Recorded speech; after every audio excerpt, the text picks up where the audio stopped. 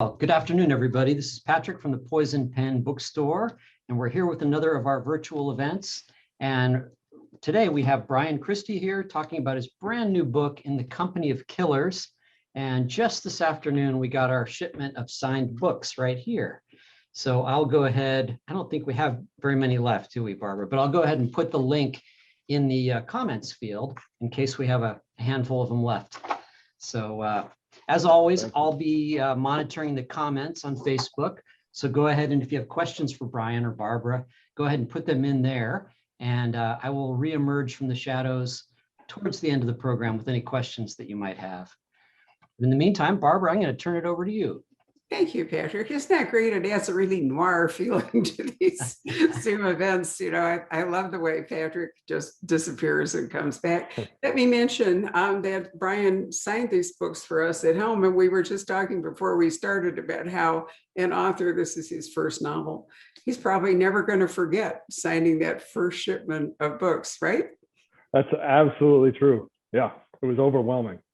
Well, yeah, it was a lot. It was a lot of books, but nonetheless, you know, what a great feeling to know that your baby is not only out there in the world, but getting love, right?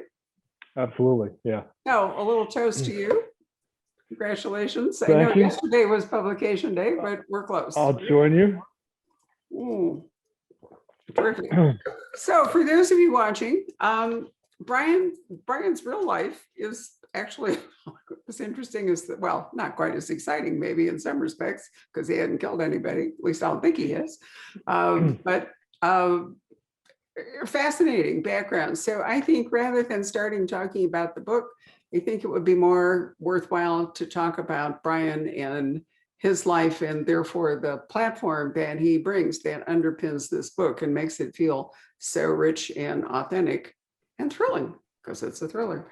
So let me say this, and I'm going to thank my friend Neil Nyren, distinguished editor whom I've known for 30 years, for some of the quotes that I'm about to read, because Neil wrote a wonderful article about Bryan.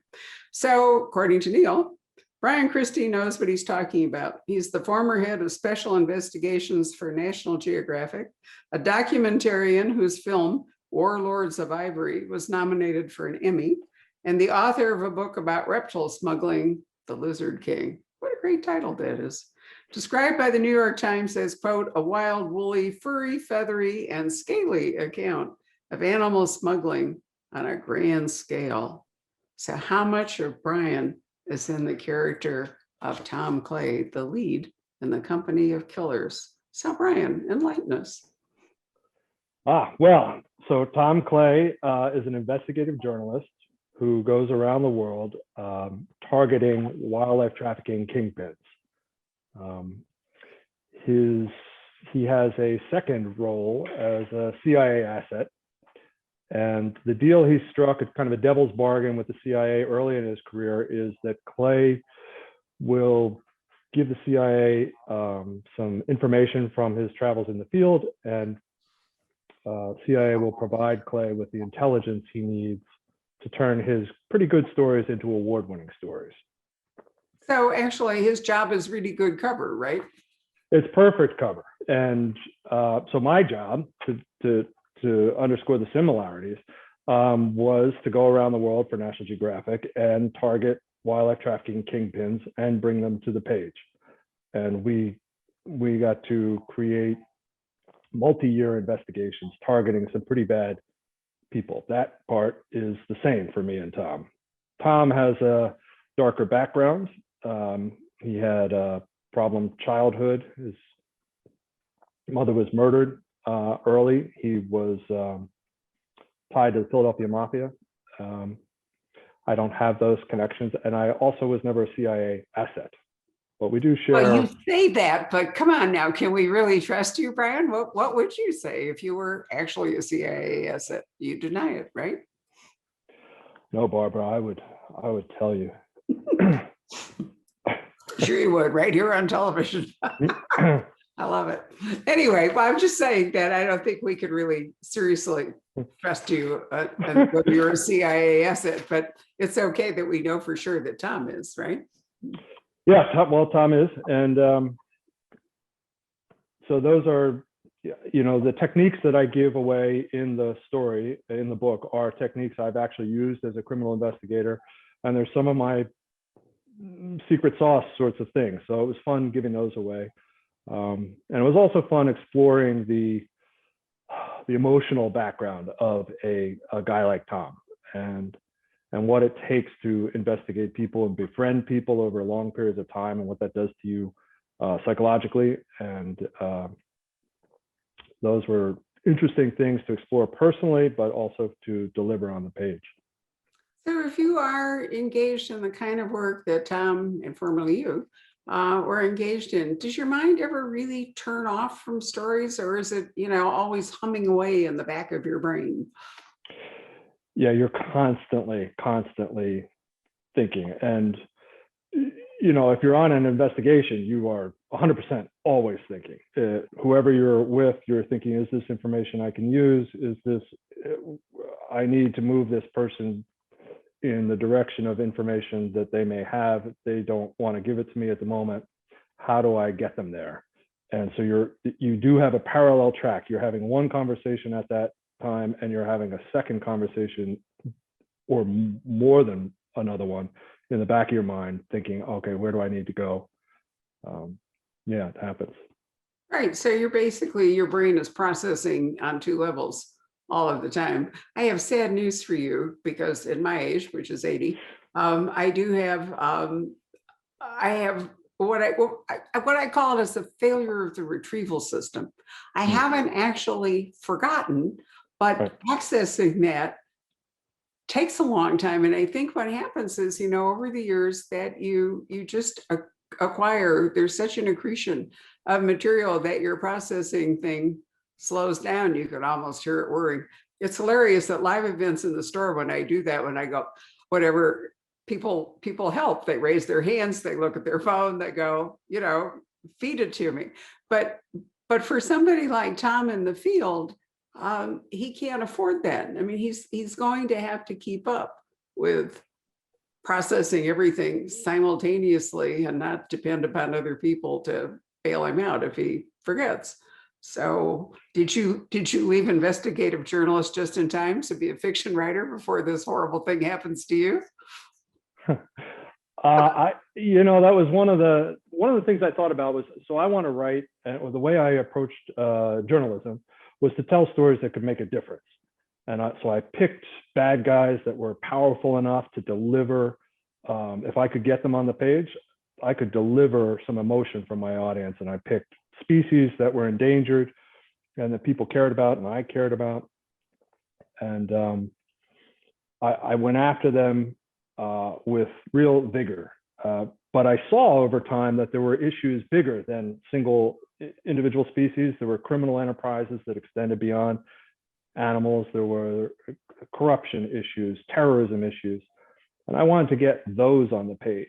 And so, yeah, I mean, we have similarities, Clay and I, but I needed to leave magazine writing when I did in order to be able to get at these big important issues: surveillance state, rise of Chinese military, white supremacism. That sort of thing today is something that I couldn't get through animals. But I was a lawyer before and an organized crime specialist as a journalist before I went to National Geographic. And given the way things are today, it was high time I got back to that. I found your personal background really interesting, to continue quoting Neil here, or actually quoting you. Until I came along, every male Christie since 1898 had been a mortician. If I was going to break family tradition, I felt I had to be responsible about it. I did what writers do when they can't bear to disappoint their parents. I went to law school. Oddly enough, I did the same thing at one point, but here I'm a journalist. I mean, a bookseller, which turns out to be actually law school, a big asset if you're doing that. I was working at a firm. This is not me, but Bryan. Working at a firm in Washington, D.C. when I got word my father had only a few days to live. Before he died, I decided to tell him why I'd become a lawyer. Why don't you tell the rest of that? Because that's a really moving story. Yeah.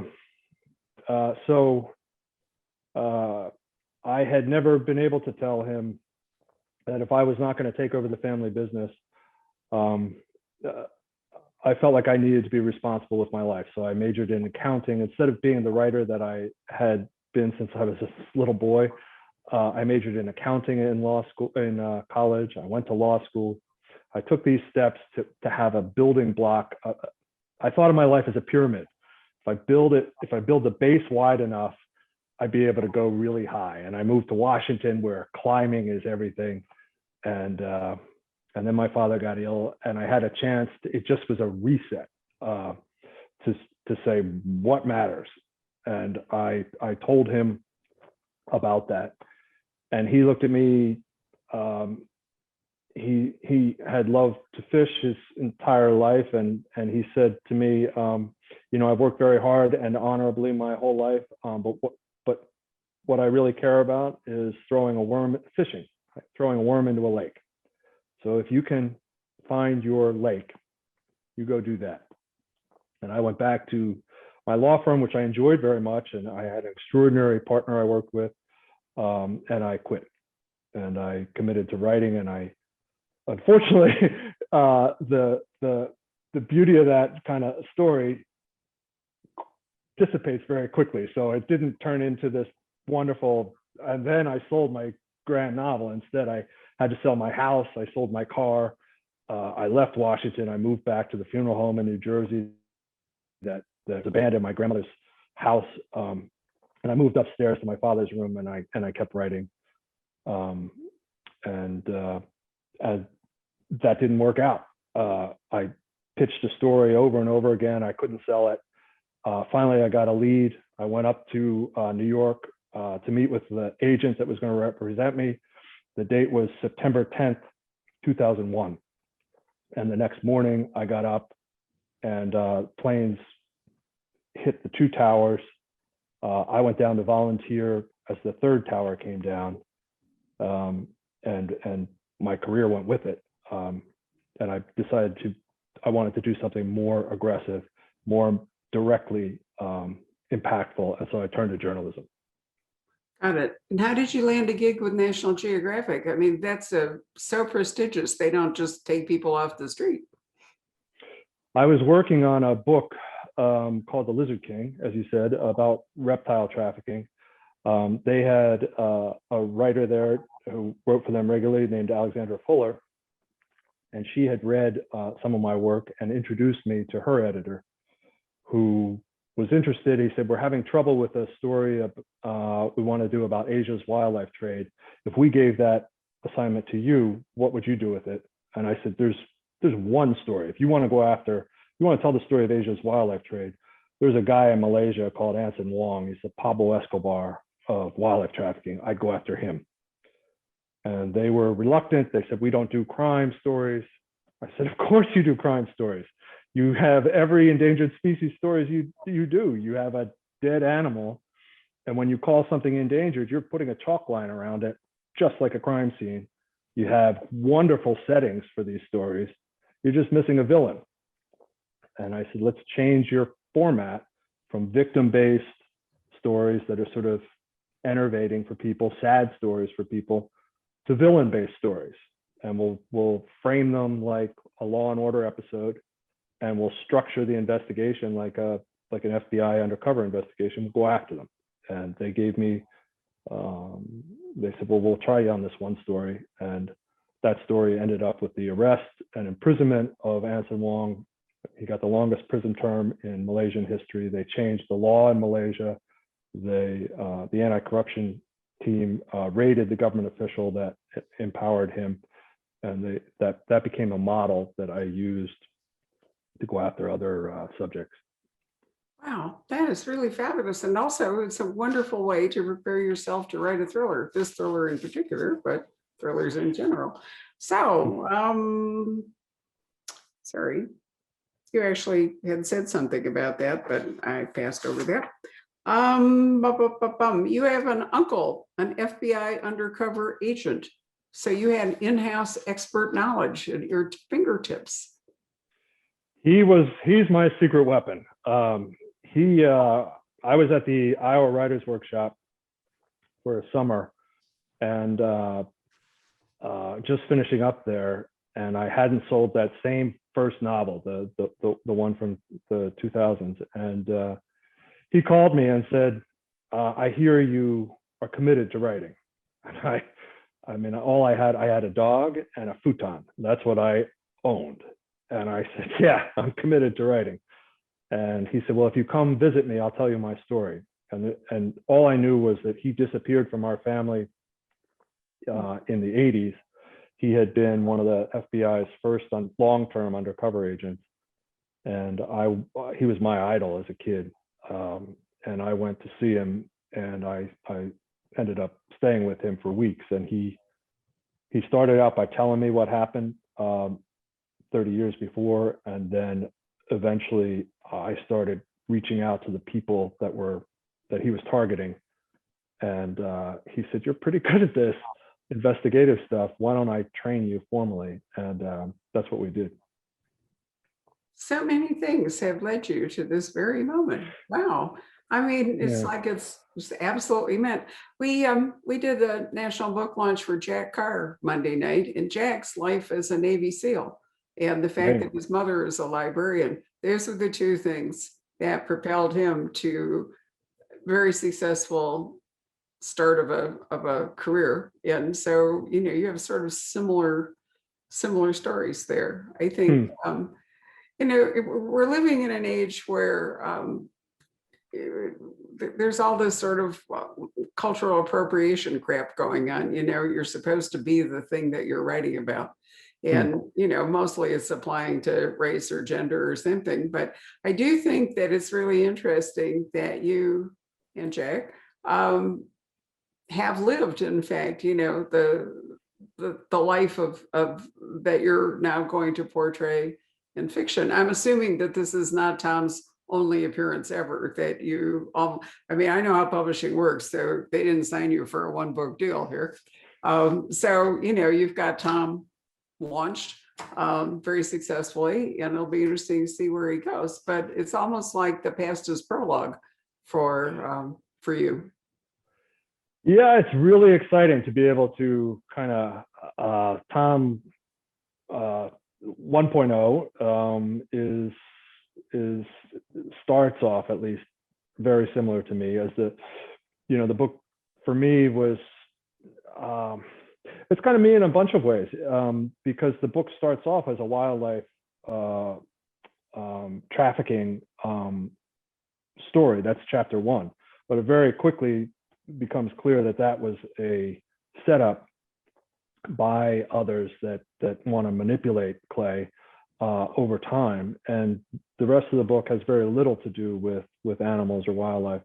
It has more to do with big power systems, government corruption. It's set mostly in South Africa and Washington, D.C., and we get to engage with.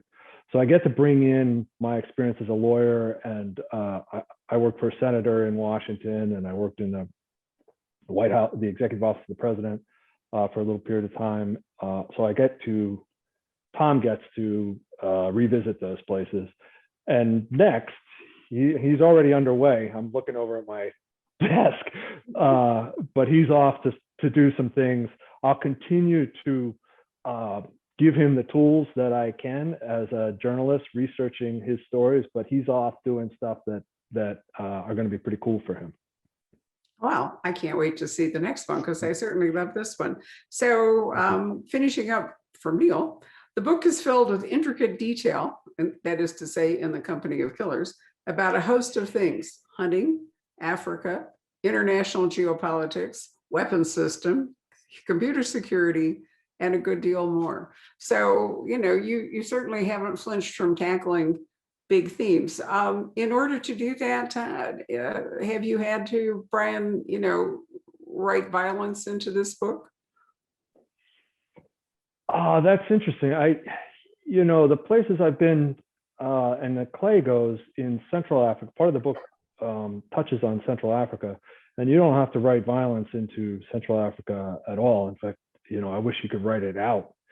Yes. And one of the key themes of this book is the work of powerful Americans who are making things worse in a variety of countries. Indeed. And then we had the Chinese and their railroad building and all sorts of other stuff. So basically, it's almost like a rerun of 19th century colonialism. This time we have Americans and we have Chinese, and we have underdeveloped Africa or parts of it that are developed. And I can remember, Bryan, landing in Maputo, which is was at one point sort of like the Paris of Africa. The train station was designed by Eiffel and all, and a country doing well, and it's just a disaster. At least it was when we were there 4 or 5 years ago. The whole city was nothing worked. The train station was a ruin. Streets were full of potholes. Everything was awful, and I think it reminded me of being in Burma in Yangon, where when they broke away from Britain, they threw everything out. Post office is gone. The railroads, nothing worked in Yangon. I mean, I can understand why Myanmar is this kind of hotbed, because they threw away the good stuff with the break from colonialism as well as the bad stuff. And it felt like it was the same thing in Maputo. So what do you do when you have people basically who have nothing? And, maybe the only cash crop they've got are animals. I mean, the moral choices involved in all of this are so complex. Well, that's true. And it is very challenging. The sorts of stories that I went after as a journalist for National Geographic and the sorts of issues that Clay is going after are not those subsistence level, Right. What we would call poachers, but only poachers because we've declared that's a property that is not allowed to be touched. I mean, if we held Americans to the same standards from the beginning of time that we want to hold others to, no one would put up with it. But what I really wanted to get at is the sort of systems that I saw and see as a well-trained Washington D.C. lawyer dealing with multinational corporations. We've got the privatization of military operations in the United States, profiteers that are developing surveillance technologies at MIT and elsewhere and selling them to China and getting away with it. And that is what I mean when I say in the company of killers. These organizations and individuals are seemingly beyond our ability to touch them. And I wanted to write a book where I reached out and touched them. Excellent. So let's talk about how the book begins. We've set it all up here. So Tom is what? He's in Kenya, about to report on elephant poaching. Is that the, set the scene for us. How does the book open? Sure, it opens. Tom has written a story about a world famous elephant.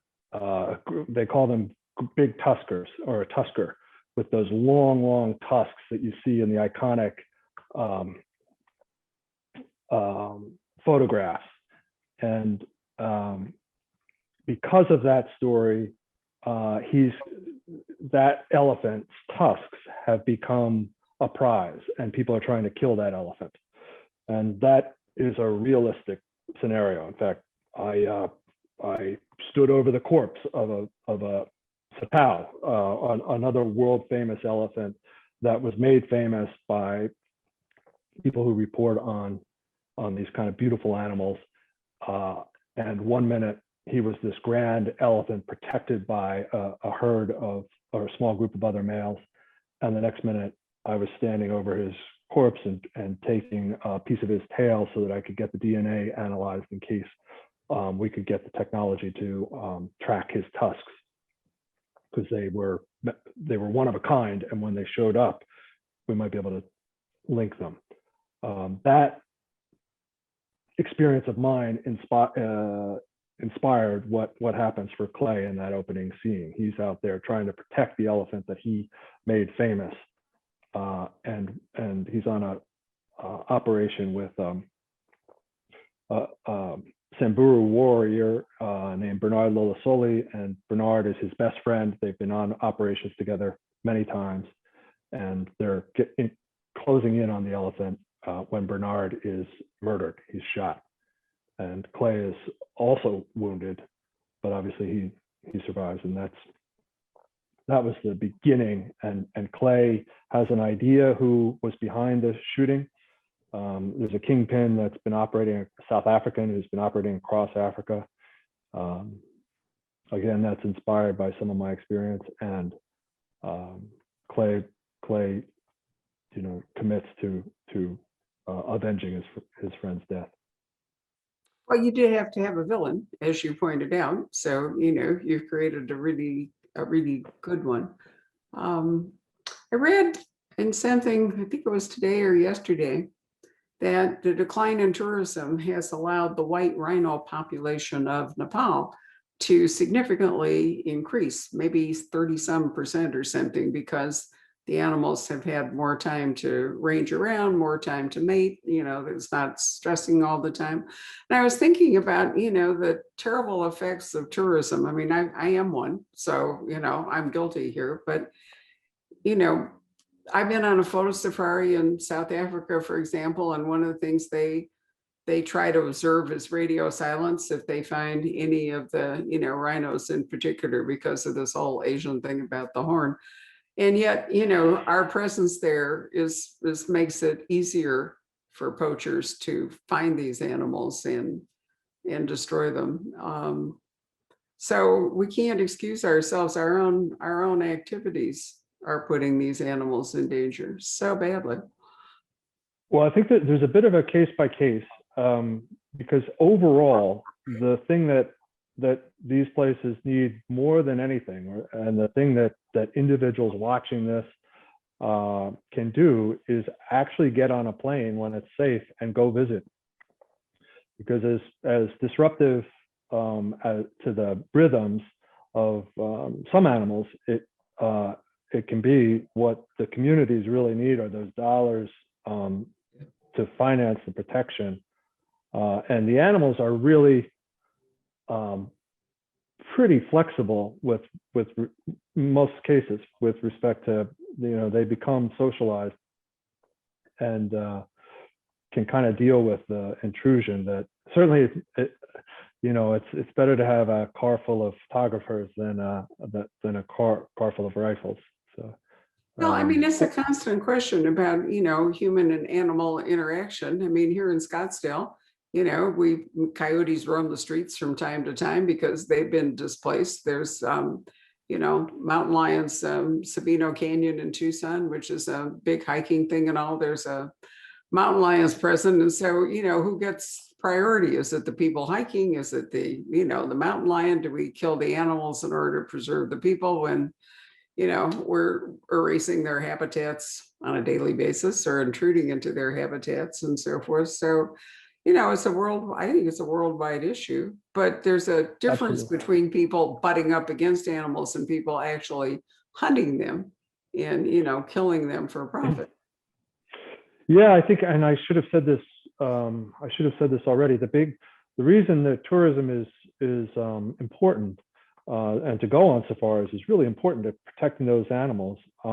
Is if you're not putting tourism dollars into these places, the chances are that those places are going to turn into farms, and if you are farming that land, there's no environment for anybody.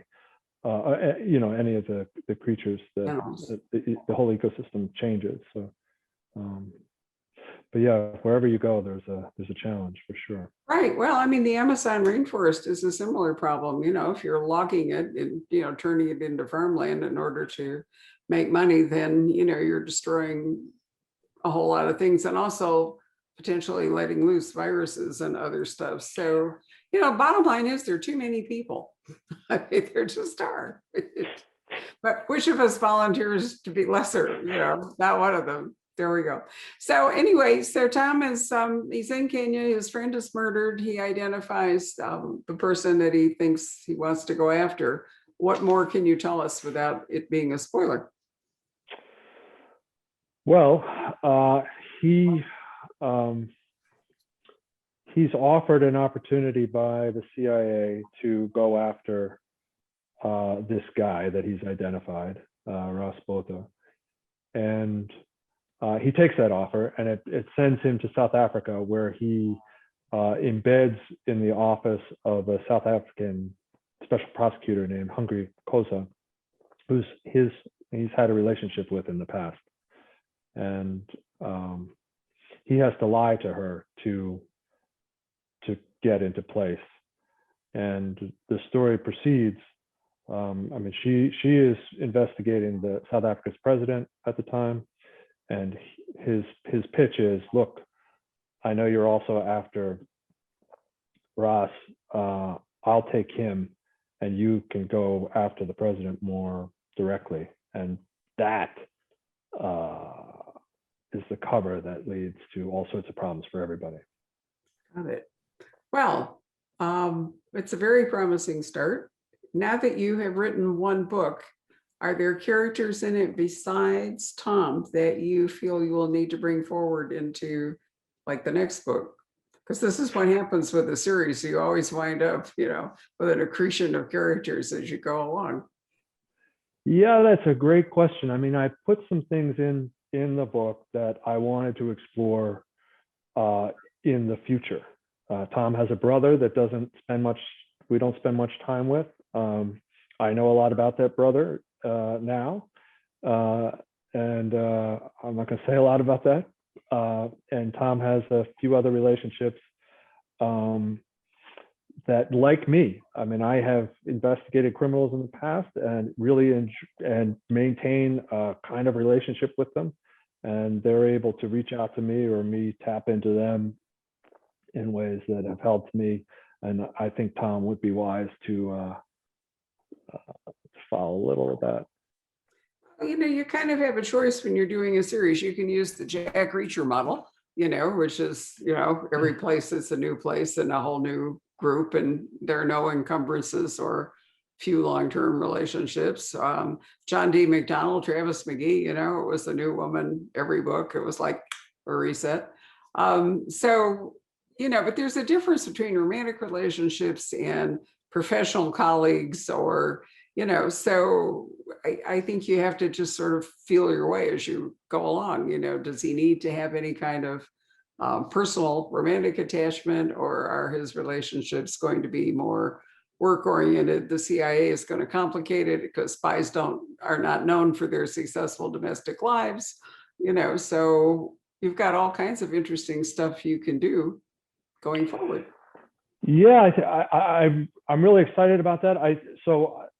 I am trying to do when I was a journalist, I was doing what I called results-oriented reporting. It was reporting where I included all the elements. If you wanted to prosecute the guy, you would know who he is, who his government enabler is, what law they're breaking, how they're breaking it, everything. And if you read one of my stories, you could never say, I didn't know. I couldn't do anything. I'm going to do the same thing in my fiction. I mean, I want to write what I call myself impact fiction that is just as compelling and exciting as everything we expect from a Jack Reacher novel, for example, but is also built on my life as a lawyer and dealing with international politics and real experience with how the world works. And so it would be inauthentic, or you're right, for him not to have relationships that continue. The Reacher model is kind of a nice samurai kind of Ronin kind of thing, the sort of roaming guy and that's great in that space. I do have a different idea for how things should proceed for Clay. And yeah, he's going to, it's going to be as close to the real world as I can make it. So, the names, well, yes. I've known Lee forever, and I've ribbed him forever about how it is that a Brit has written Shane, You know, the Right, that's right. quintessential American Western is being Come written. back, Shane. That's Yeah, right. by a guy from Birmingham. Seriously, and now his brother Andrew, who I'm really fond of. But it is a samurai thing, but it's also the American Western tradition. So Oh, yeah, how he does it. hilarious that that he's done a great job with it. And but I think for a long-term series, you probably do need to at least bring some characters along. And nobody's safe, even, well, Tom, as long as he's the lead character. But I had this discussion with Mr. Sanford last night as I complained that he killed off one of my favorite people, and I said, damn it, John, I was reading along and I could go, don't kill, and sure enough, in order to make room for somebody else there, it's amazing how attached you get to these fictional people. It's like they're so real to you that you are devastated by their loss. Yeah, it's true. And even in the writing, even in my first novel, there were some moments. I use that test that Clay uses. What's the opposite of that? When you're going along, and I want to make sure I'm not writing cliche. So from time to time, I'll think, okay, here's what I think should happen next. All right, what would happen if the opposite happened? And sometimes that's not good for people I've really enjoyed developing in the story. And you're absolutely right about series characters too. And it will, and the problem is, if it really hurts you inside, like at a gut level, to kill somebody off or do something bad to them, that's probably the right choice. And so, easy for you to say, you're the guy in the book, but it's really hard when you're the innocent reader going, don't kill him. And then you do. It's very hard. Oh, well. So one last thing before we summon Patrick back up.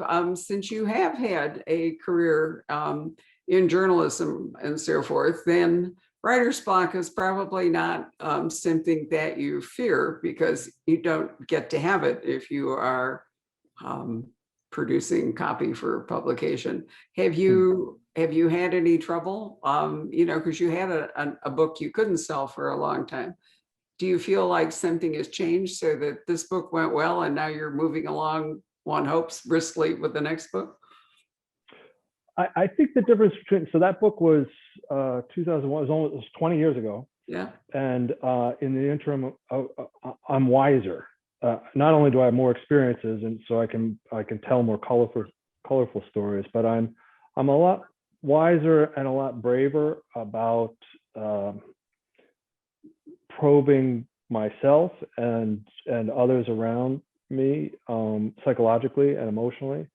And I think that makes a huge difference for a writer. They used to, they say write what you know, and I didn't understand that the way you're supposed to. So it took me a long time to understand that. As we age, we become less self-conscious. When we're young, we think the eyes of the world are riveted upon our every single move. But one of the few consolations of aging is you just don't care. True. It becomes easier to probe into things. Patrick, come out from the brainy deep and tell us, do you have any thoughts or questions here?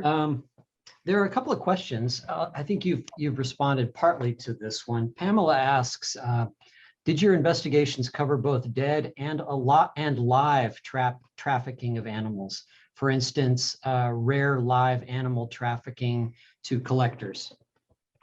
Yeah, that's a good question. My first investigation was focused exclusively on live animals. Anson Long was trafficking everything that we think about when we think about endangered species. So elephants, rhino horn, snow leopard pelts, the Spix's macaw, which is supposed to be the rarest bird in the world, and Anson had 3 for sale at one point. So I began with live, and I wish it were all live trade. It really follows the industry. And in the case of elephants, the only way to get the tusks is to kill the animal. So that's why ivory is, the ivory trade involves dead elephants and not live.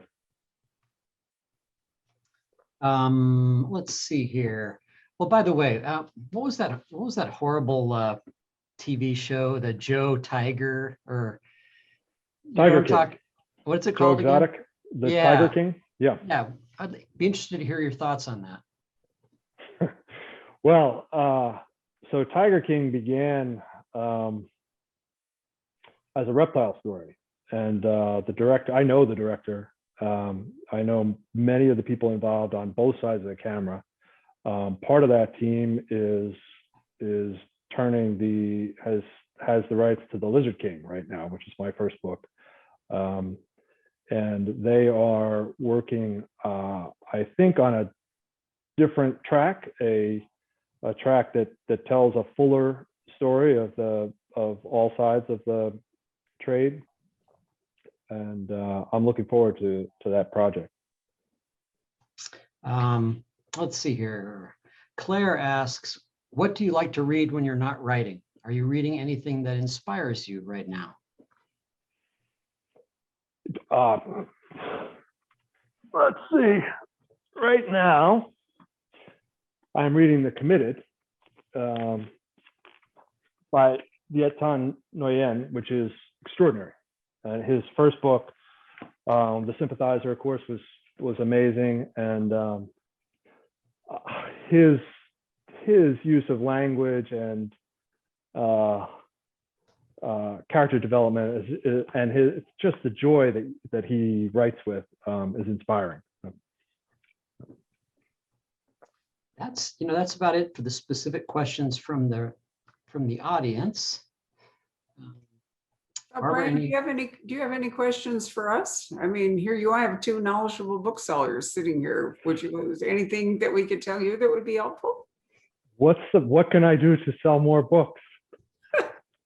Well, you're doing a good job by, first of all, you autographed the books that we sent you, so that was a good move. What can you do? You can, working is important, to if other authors, if you bond with them, we do some great events because we have a group of authors who kind of appear together, and some of them are the military guys. So when we did Mark Greeney's 20th book party, we brought in 5 or 6 of those guys. On the other spectrum, we do an annual thing called Cozy Con, where a group of writers who write in that that genre, they all get together. And so there are writers who do blogs or do guest appearances. I could give you the names of several who during the pandemic have been kind enough to interview other authors, try to use their own platform to bring authors to their attention. Lisa Unger is very good at that, for example. The Jungle Red bloggers, it's a group of 7 of them. They do a lot of really good stuff. That's great. It might be a good thought too is, crime reads. There are some really good online resources now. I'm not sure if, since your book has a unique subject matter, it would be perfect for something like Crime Reads to do either an excerpt or an essay by you about how you approach the book. Did Neil's essay appear in Crime Reads? Or was it The Big Thrill? It was The Big Thrill, but Crime Reads has an essay, and I'm hoping it will appear maybe tomorrow. I'm not sure, but yeah, it's a good idea, and these are great ideas, and I appreciate it. Yeah, Barbara, and I'll reach out to you and see if I can get some links to things. That'd be great. It's like, I don't know exactly how to explain it. We don't do any advertising. I mean, we are a very successful bookstore that does not have a marketing plan. Actually, this is our marketing plan. This is what we do. We talk and we bring people together, and and it all, Patrick, we don't even know how it works, do we? We send out stuff and then things happen, and we sometimes go. I mean, Patrick just did a campaign that's produced like 1,200 orders, and for a book that isn't going to publish for months.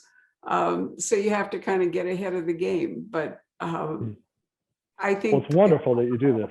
It's like, I don't know, what do you think, Patrick? It's like throwing stones into a pond and the ripples go out there and you're not entirely in control. I think if you're just enthusiastic and have these kind of events where people can, the Zoom platform, we've talked a lot about this in the last year, about how sometimes the conversations can take on a slightly different feel than they would in front of a live audience. And it's not necessarily, it's just different, different. It's just the three of us talking, and then, people are watching and they can send in questions. But I don't know, some of the discussions have gone off in really interesting directions. And I think I don't know, at least the ones that I've watched from an outsider's perspective, I enjoy that. I enjoy kind of not just the conventional sales pitch, like this. Right. I like getting a little bit more behind the scenes information about you and what you're up to and that kind of thing. It's all about the digressions. We actually had Yes. a discussion at the bookstore when a woman was really unhappy that we had digressed from whatever. Well, the thing is, you can only talk about a book for 5 or 10 minutes. If Right. Particularly if it's a crime novel, because otherwise they will hate you if you spoil it. Right. So Right. if you're going to talk for 45 minutes or so, you're not going to be able to just talk about the book. So we digress, as you've just seen. We digress as whatever. A couple of people are kind of weighing in on what you can do. Kathy says that one way is to interact with your Twitter followers. She says that she loves finding authors that way. Right. And we actually, one of our secret weapons is we have a really kick-ass Twitter person who is just on it. Her name's Susan, and she does a fantastic job for us. So that's a really good resource. And, so many people are on their devices all the time, and, they hear about things that way. Yeah, I'm as a writer, I'm pretty active on Twitter. I find it, as opposed to Instagram, where I also have a place, but the photographers I worked with it's humiliating. I have a few thousand followers on Twitter, and they have 1.2 million followers on their Instagram, the Nat Geo photographers. And don't let the numbers intimidate you. It's better to have a few solid ones than all kinds of people. That's what I'm going to say. It is true. When it's possible to feel comfortable about traveling and convening, there are a number of conferences and conventions, and there are people who have actually truly furthered their career by being personable and showing up at stuff like that and participating in panels and networking at the bar. Actually, I'd love to do that. Yeah. Yep. And I think right now they are virtual. There's some rumor that VoucherCon, the annual mystery conference, may be live in New Orleans at the end of August. It's too early to tell whether that's likely to be true. But if you look at the various Thriller Fest and Left Coast Crime and VoucherCon and Malice Domestic is not for you. And you go and you're good at networking and meeting other authors and speaking on panels. That will be a huge help, but it's probably not quite available to you. So in the meantime, be active on social media and,